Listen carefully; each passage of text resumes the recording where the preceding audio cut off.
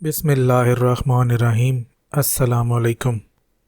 Ibnul अरबी foundation में खुश आमदीद।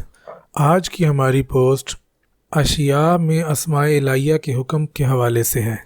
ये एक बहुत ही अहम पोस्ट है जिसमें शेख अकबर ये बताएंगे कि अशिया में अस्मा का हुक्म किस तरह से है और वो अशिया ये हुक्म किस तरह से कबूल करती हैं। फतुहात मक्किया के जिल्द नंबर 10 में शेख अकबर फरमाते हैं, अशिया में अस्मा का हुक्म इन्हीं अशिया का ये हुक्म कबूल करने की इस्तेदाद से है और इन अशिया का ये कबूल करना उस हालत से है जिसमें वो ख़ुद में अपनी ज़ात से हैं। ये वो बारीक नुक्ता है कि अगर आप इसे समझ लें तो आपको अशिया और अशिया में हुक्म कबूल करने की सलाहियत और इस्तेदाद पूरी तरह से समझ आ सकती है। सबसे पहले शेख अकबर ने ये हुक्म कबूल करना इस्तेदाद के हवाले से रखा। इस्तेदाद से मुराद सलाहियत है, यानी जिस कदर जिस शय में सलाहियत होती है उसी कदर वो इस हुक्म को कबूल करती है। लेकिन दूसरा सवाल ये है कि अशिया की ये इस्तेदादात कहाँ से आईं। इसके बारे में शेख फरमाते हैं कि ये उस हालत से है जिसमें वो ख़ुद में अपनी ज़ात से हैं, यानी अशिया की ये इस्तेदादात उनके अंदर उनकी ज़ाती हैं। हर शय के अंदर एक ज़ाती इस्तेदाद है और उसी इस्तेदाद से वो अस्मा का हुक्म कबूल करती है। मज़ीद फरमाते हैं, बेशक किसी मामले को साबित करने वाले खारजी असबाब मुकल्लफ़ में मौजूद इन दाखिली असबाब के मुकाबले से आजिज़ हैं। यहाँ भी शेख अकबर वही बता रहे हैं कि जो चीज़ ज़ाती है, जो चीज़ दाखिली है, जो चीज़ अंदर है वही असल है, और जो चीज़ खारिज से लागू की जाती है या थोपी जाती है वो उस असल का मुकाबला, उस अंदर उस दाखिल का मुकाबला नहीं कर सकती। यानी कि अशिया की हकीकत या उनकी जो असल है वही सब कुछ कबूल करती है।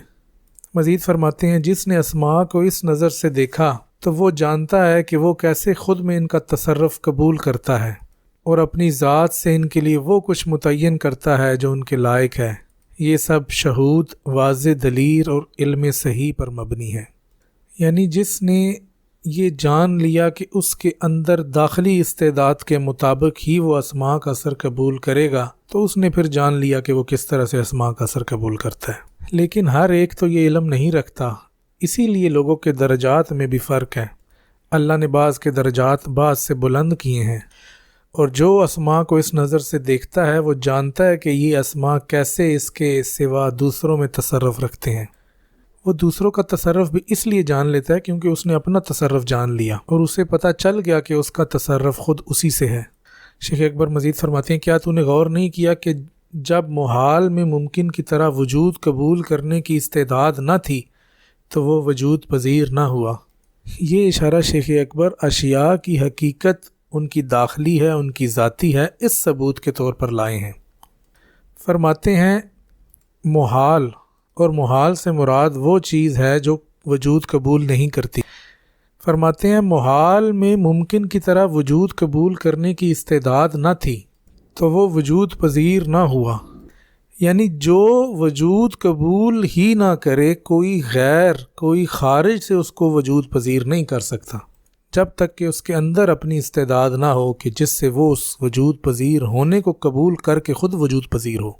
जैसा कि कुरान में अल्लाह ताला ने फरमाया, सूरह नाल की आयत नंबर 40, इन्नमा कौलुना लिशैइन इज़ा अरदनाहु अन नक़ूल लहू कुन फ़यकून।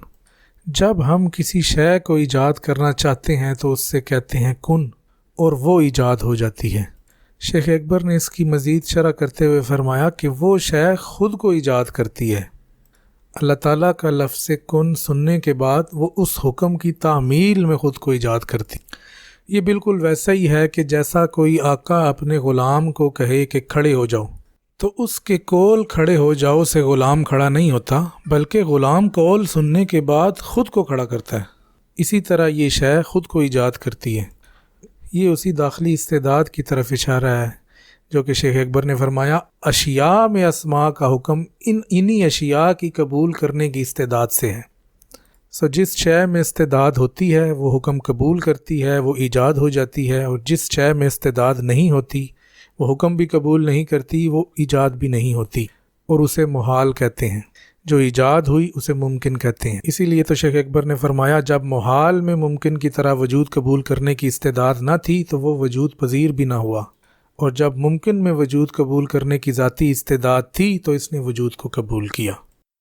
یہاں پر محال کے بارے میں یہ واضح کر دینا ضروری ہے کہ محال شے نہیں ہوتی، یا شے کو محال نہیں کہتے۔ شے اسے کہتے ہیں جس کی عین ثابت ہو، جس کی داخلی حقیقت ہو، جس کے پاس استعداد ہو۔ محال کی نہ عین ثابت ہوتی ہے، نہ اس کی کچھ داخلی حقیقت ہوتی ہے، اور نہ ہی اس کے پاس استعداد ہوتی ہے، اس لیے محال کو شے نہیں کہہ سکتے۔ شیخ اکبر نے ممکن اور محال کی اصطلاح میں یہ بات کی ہے، اسے اسی طرح سے سمجھنا چاہیے۔ اللہ تعالیٰ سے دعا ہے کہ وہ ہمیں شیخ اکبر کے علوم کو درست طریقے سے پڑھنے والا، سننے والا اور سمجھنے والا بنائے۔ آمین یا رب العالمین۔